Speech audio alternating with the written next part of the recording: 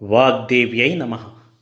ధూర్జటి మహాకవి రచించిన శ్రీకాళహస్తి మహత్యం కావ్యానికి స్వాగతం.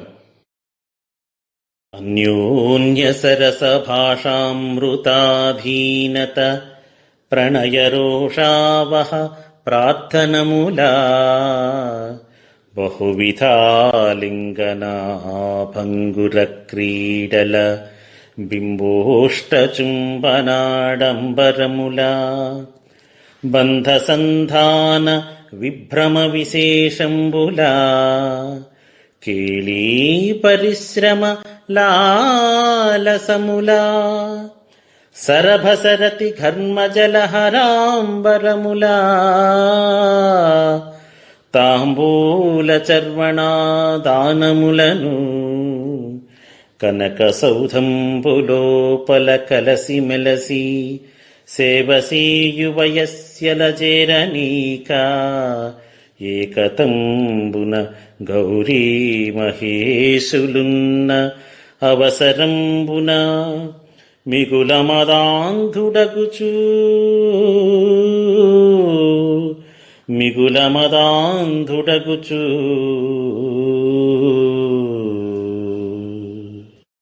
పరస్పరానురాగ బోధకములైన అమృతము వంటి మాటలకు వసులగుట చేతను, ప్రణయకోపాలను పోగొట్టే వేడికోళ్ల చేతను, పలు విధాలైన గాఢాలింగనాల చేతను, అధర బింబచుంబన సంరంభముల చేతను, సురత భేదముల అనుసంధానానికి అనువైన వడలి కదలికల చేతను, పరస్పర పరిహాసముల వలన కలిగే ఆయాసమునందరి అభిలాష చేతను, వేగముగా చెమట నీటిని పీల్చుకుని వస్త్రముల చేతను, నమలబడిన వీడ్యపు ముద్దలను గ్రహించుట చేతను, బంగారు మేడలో కలిసిమెలసి సపర్యలు చేసే చెలికత్తెలను చేరనీయక ఏకాంతంలో పార్వతీ పరమేశ్వరులు ఉన్న సమయంలో హస్తియనంగనొక్క ప్రమథాగ్రణి వాకిటి వారి ద్రోచి చేతస్తను వృత్తియుందొరగి తద్రతి సమ్మద ఖేళనా క్రియావాస్తువుడగ్గరంగని భవాని శపించే మదించి వచ్చితే హస్తివి కమ్మటంచు తను నల్కయు సిగ్గును కస్తి పెట్టకన్.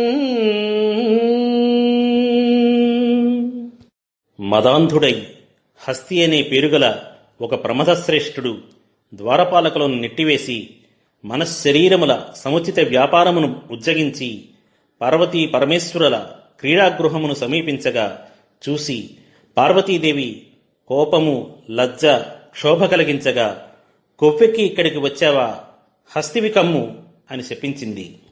గజ గజ వడకుచునాతడు గజ చర్మాంబరుని గంధ గజ గమన పదాంబుజములకు నెరగే భువనైక జననీ అపరాధినైతి కావుమటంచు.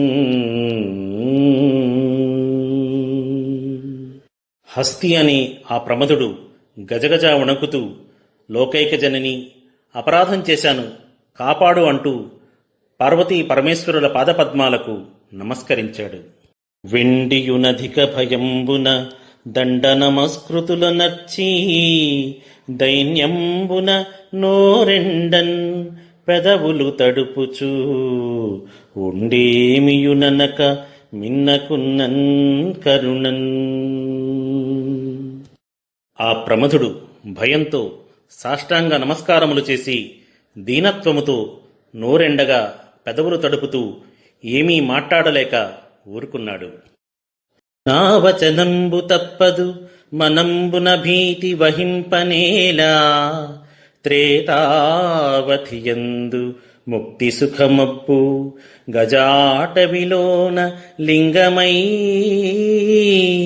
భావజ సంహరుండు ఫణిభావమునన్ వసించినాడు తత్సేవయనర్చు నీకును ఒక చిల్వకును అర్చనమచ్చరంబగు.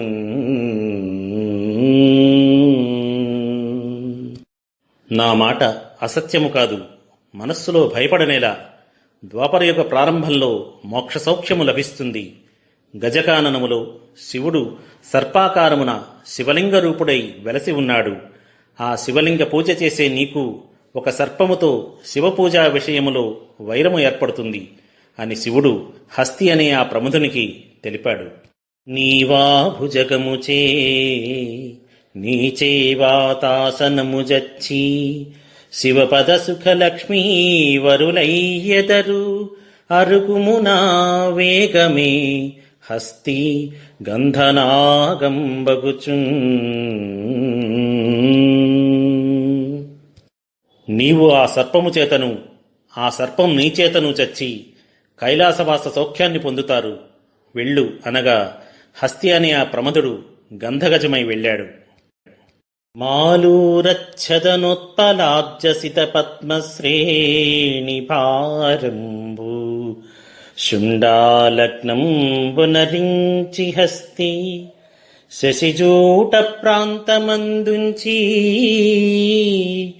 తత్కాళన్యస్తమణుల్ పడందుడిచి కేతక్యాపగన్ కృంకుచున్ కేలన్నీరముందెచ్చి మైదొడసి భక్తిం పూజనల్ సేయకన్ భక్తిం పూజనల్ సేయకన్. హస్తి మారేడాకులను కలువలను పద్మములను తొండముతో పట్టుకుని వచ్చి శివలింగము దగ్గర పెట్టి కాళము అన్న సర్పము ఉంచిన రత్నాలను పడద్రోసి మొగలేటిలో స్నానము చేసి తొండముతో నీళ్లు తెచ్చి శివలింగాన్ని కడిగి భక్తితో అర్చిస్తూ ఉండేది. ఏమును చెప్పిన తెరకున పామునకు కరీంద్రమునకు పగయై పణిచే సామజము అహిపతి కరటి గ్రామణిచే చచ్చి భవము కడతేరంగం సామజమంబరమయ్యన్ పామును ఆభరణమయ్యే పణిమదకరులున్ హైమవతీపతి కృపచే ఆ మొదటి విరోధముడిగి అభవత్వమునన్. నేను పూర్వము చెప్పిన ప్రకారముగా సర్పానికి ఏనుగుకు విరోధము కలిగి సర్పముచే ఏనుగు ఏనుగుచే సర్పము మరణించుట చేత అవి పూర్వకాలమున చేసిన అశుభ కర్మఫలములు సమాప్తములైనవి. శివుని దయచేత సర్పానికి ఏనుగుకు పూర్వపు వైరము శివత్వమునందు నశించి ఏనుగు శివునికి వస్త్రముగా మారింది, సర్పము భూషణమైంది అని చెప్పాడు యాదవరాజుతో శివుడు. ఇక కన్నప్ప తెరంగెరింగించెదను వినుము అంటున్నాడు యాదవరాజుతో జంగమరూపుడైన శివుడు.